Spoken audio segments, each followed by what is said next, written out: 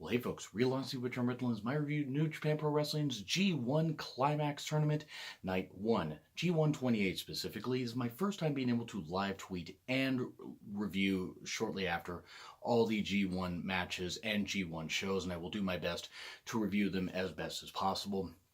And I want to thank you guys for making my New Japan reviews so damn successful. And apologies for my voice sounding a little rough because I was at an independent wrestling show just, I would say, within the last 10 hours. And that's why my voice sounds a little bit rough, because I was yelling and screaming and having a whole lot of fun. It was great stuff. And I do want to say, for those that are watching, support your local indie promotions. Go watch, go have fun, support these hardworking men and women for working as hard as they do, putting their bodies on the line and trying to achieve a dream, and because they love it. So just do that. That's my little message to begin. This was a pretty standard New Japan show, especially for the first 5 matches. There was some good storytelling, of course, setting up some B block matches, because it was all A block matches from the 6th match on. A great high package for the G1 tournament, for all the 20 participants. Kevin Kelly, Rocky Romero, and Don Callis on commentary. That was great stuff. You had Hanare. Great to see Hanare back. I think Hanare could possibly be in the G1 tournament next year. Maybe. I don't know. Maybe it's still a couple years away. Maybe it's 2020. He's going to be in the tournament, and he's going to win it at some point. Even if it takes 5 years, he's going to win the damn thing. I see big star potential in him. I don't know. What do you guys think? Let me know in the comments. So, we have Hanare, Ren Narita versus Goto and Jado. Jado making his return. Really good. Looked like he was healthy. Long road to recovery from him. And, I mean, come on. You knew what was going to happen here. You knew who was taking the damn fall. You had a good pace. Goto Hanare is a feud I could get behind. I certainly would be more than happy to see that. I don't think Hanare would come out on the victorious end, but it would certainly be interesting. Goto and Jado got the win. Standard match, still fun. Ren Narita, of course, continues to improve. Yo and Yono versus Tomohiro Ishii and Sho. So they're splitting up. Are they splitting up Roppongi 3K? No, but they did have some, good spats and some good exchanges and everything. Yano tried not to cheat. I mean, he couldn't fight the old instinct of taking off the turnbuckle protection, but he couldn't fight that old instinct, but he was trying not to do the low blow, and he was getting called out on it. So he's trying to play it straight and see if he can win the G1. He's not going to win the G1, but I think he's going to win a few matches at least. He probably will end up with 6 or 8 points at the most, but he's going to win a few matches. And there's going to be some shocking upsets. There was actually a couple on this show, and I'll get to those in a minute. But this was a standard match, fun. Ishii and Sho got the victory, and so it builds to Ishii and Yano having a match soon. I believe on night 2, which actually will be happening about 16 hours from now, which I'm here for. I'm gonna be here, even if I'm blitz tired. I'm gonna be here watching night 2. I'm gonna do my best to review every single one of these shows, though I might have to miss 1 or 2 at the most. But anyway, so yeah, and I really do hope that you guys have been enjoying the G1 so far. I know it just started, but this is a big tournament, a big deal. New Japan puts a lot of promotion, a lot of time into this, and the talents did work really hard. Each match told a really good story for a different reason. Well, the G1 matches. The other ones just set up nice little matches for later. Finlay apparently trying to be like every 80s metal cosplayer. I don't know why in the world I struggle with those words. And Juice trying to be a more flamboyant pirate. It was Finlay and Juice, Finn Juice, or whatever they're calling, or Juice Lee. I'm not really actually sure what they're calling themselves. Versus Tama Tonga and Tonga Loa. Come on, who do you think got the victory here? It was the Tongans. Of course the Tongans got the victory. I think Tama Tonga is going to have a very good G1. And I want to make a prediction here. What I think is going to happen is I don't think Jay White's going to win. But Jay White's going to be close. He'll be 3rd place. I think Naito's going to win. I think Naito's going to ultimately win it. And then he's going to go on to either Naito or Tama Tonga will win. For this reason. Because you would be able to tell the story of either Tama Tonga being able to beat Kenny Omega at Wrestle Kingdom 13, which, I mean, would definitely be a massive push really quickly, or Naito would finally get the victory at Wrestle Kingdom 13, and Ibushi, even though he's not under contract in New Japan, shout out to, those of you that have told me that in the comments, I really do appreciate it, Naito will finally get the victory because Ibushi will join LIJ, even if he's just a pseudo member here and there. That's what I think is happening. Tama Tonga or Naito. Jay White will have a great showing. If Jay White wins, I'm not going to say I'm against it. I don't know if it would be maybe too soon. Maybe if next year he wins it. But anyway, so Finley and Juice lost to Tama Tonga and Tongaloa. Good stuff. Of course, just a cutter from out of nowhere. I'm sorry that I forgot the name of Tama Tonga's finisher. I apologize. A little bit tired, and I also missed it on commentary. Still also trying to learn all the moves and stuff like that. Because much as I've been trying to watch New Japan, trying to absorb all this and learn all this stuff in the last 6 months has been a little tough. So thank you guys for bearing with me. Taka and Zack Sabre Jr. Taka Sabre Jr. I think should be their tag team name. Let them capture some championship gold. If not in New Japan, have them capture it somewhere else. I mean, why not? Taka Sabre Jr. is actually a really good t-shirt. They faced off against Ibushi and Yujiro Takahashi. And also, I am happy to report, for those that actually didn't see it and don't follow him on Twitter, Hiromu Takahashi will be okay. He will obviously get some time off, but he posted on his Twitter, it was, of course, Daryl, because Daryl delivers all the messages for Hiromu. It was written in Japanese, written in English, and written in Spanish. I'm fine, thank you, and that is great news. Hopefully some time off will help the young man. Scary bump that you took at the G1 special in that match against Dragon Lee, and let's stop, slamming Dragon Lee. Accidents happen. He doesn't harbor any ill will, and it's great that Hiromu is on the road to recovery and will be just damn fine. That is great news. Just for the young man's health alone, also for his career, and also for the great fans that he has. So, back to the tag match. It was good storytelling. Ibushi's arm got targeted by Sabre Jr. Can that play into the G1 tournament and into the matches they're going to have later? Yes, I believe it will.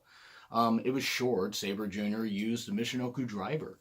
Shocking. Sabre just keeps adding to his offense, keeps adding to his arsenal, and great stuff. I really enjoyed this.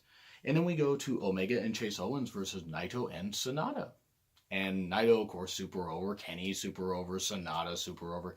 And Chase Owens was also there. Nothing against Chase Owens. He's just very vanilla to me. He seems like a nice guy. He does.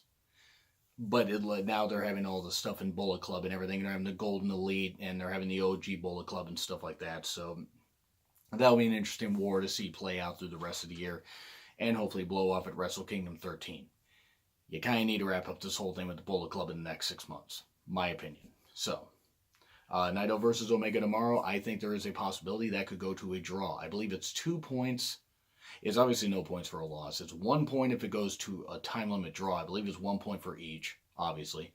And it's 2 points for a pinfall submission or whoever gets the victory. I think it's even 2 points if you get a countout or a DQ. And DQs don't happen. Well, one did happen on this night, which is very rare for the tournament. Rare for New Japan shows in general. I think there's only been like 3 or 4 that have been called this year. And I don't even remember the last DQ that happened. I think it was back in May or even April.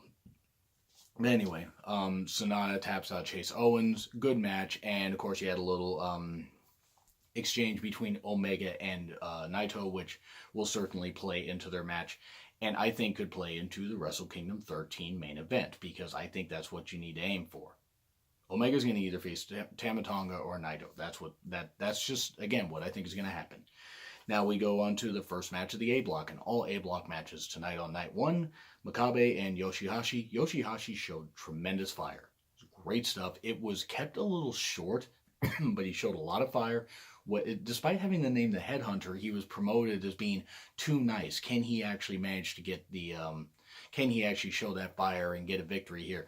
Well, he didn't, but Makabe got the win, but it was good stuff. Yoshihashi showed a ton of fire, as I said.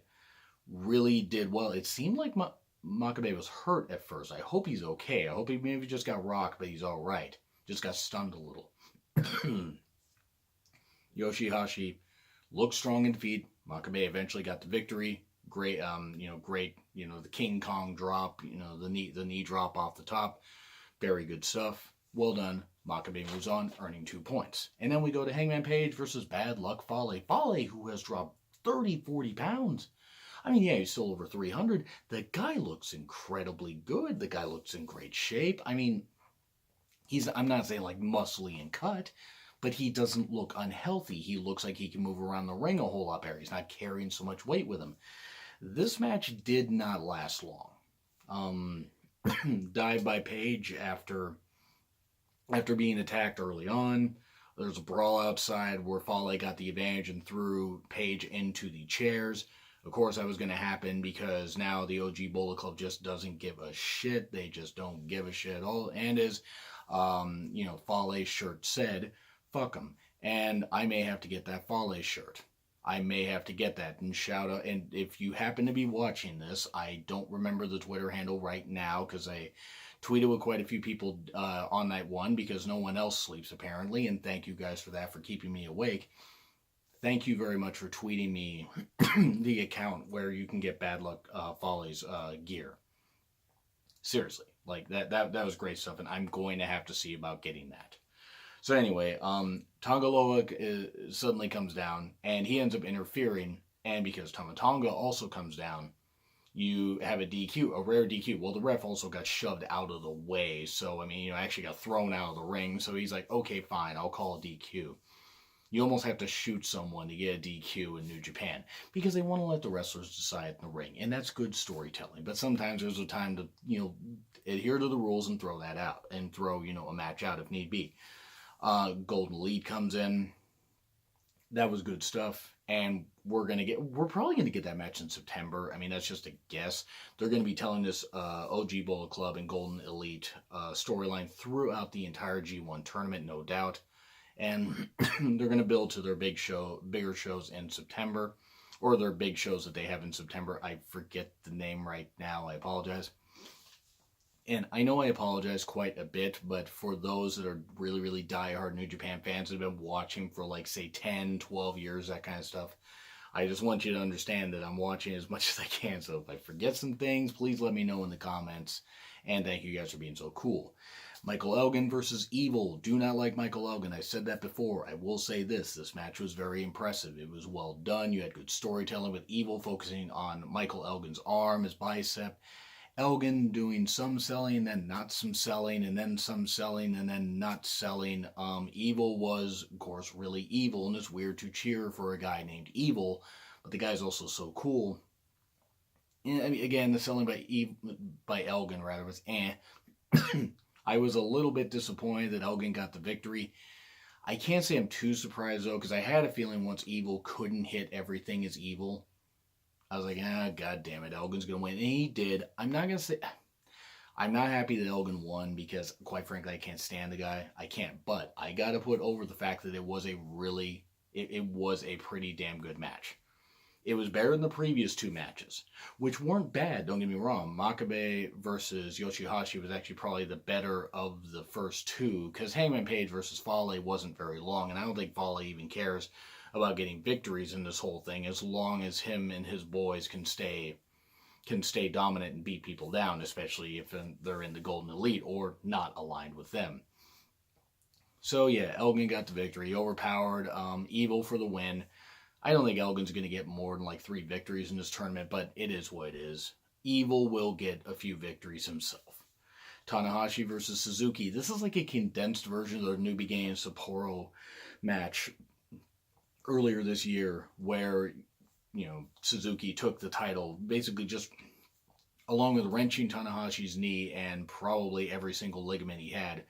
And the IWGP Intercontinental title, he just wrenched everything for Tanahashi. Now, granted, Tanahashi was back within, I think, 5 weeks, 6 weeks, and it was great to see him back. But I was a little worried about this because it's like Suzuki just kept wrenching on a leg, wrenching on a leg, wrenching on a leg. So it was like a condensed version. It wasn't a bad match, don't get me wrong. And Suzuki either sold or really jacked his knee when he took that inverted dragon screw. So it got hard to watch at first with Suzuki just wrenching on the knee, and it's like, okay, I mean, Tanahashi's going to have to tap out, and even though he got some moves in, that was going to be it. Like, oh god, Tanahashi's done. Nope, Tanahashi was not done.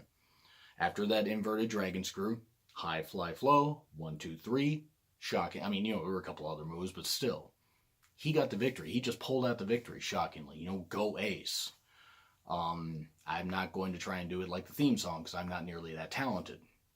As any of you that are watching my show know, I'm just a wrestling fan that talks about stuff. So thank you for supporting me.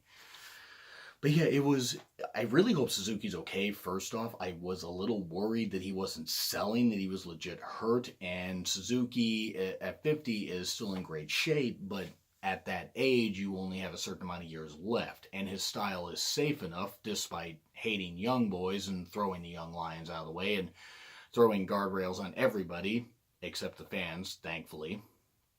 Wouldn't put it past him to start swinging the fans at people, but, at other people, but I doubt he'd do that.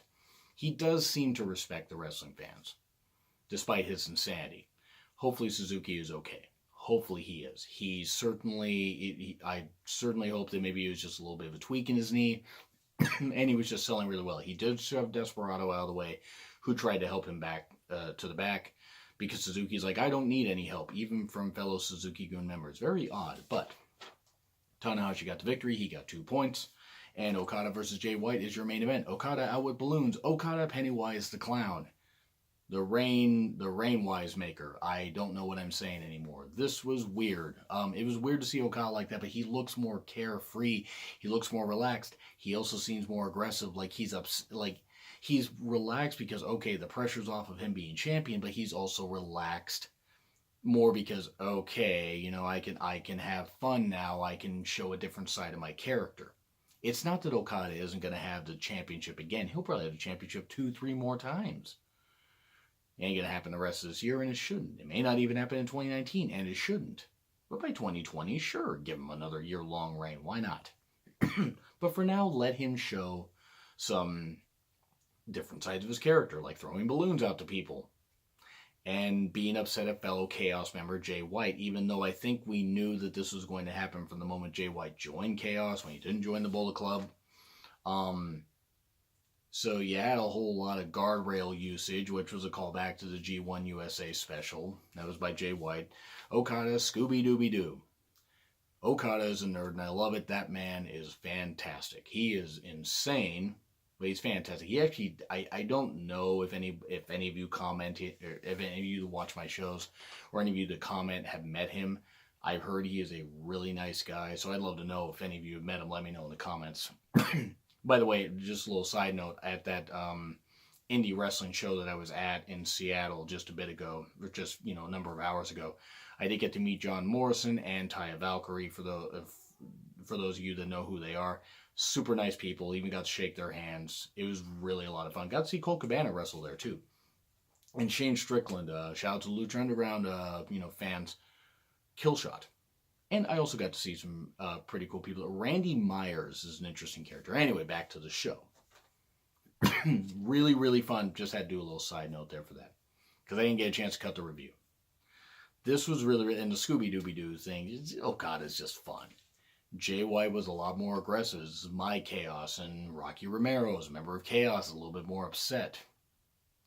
This was good stuff. Near a disaster with that Saito suplex to the outside.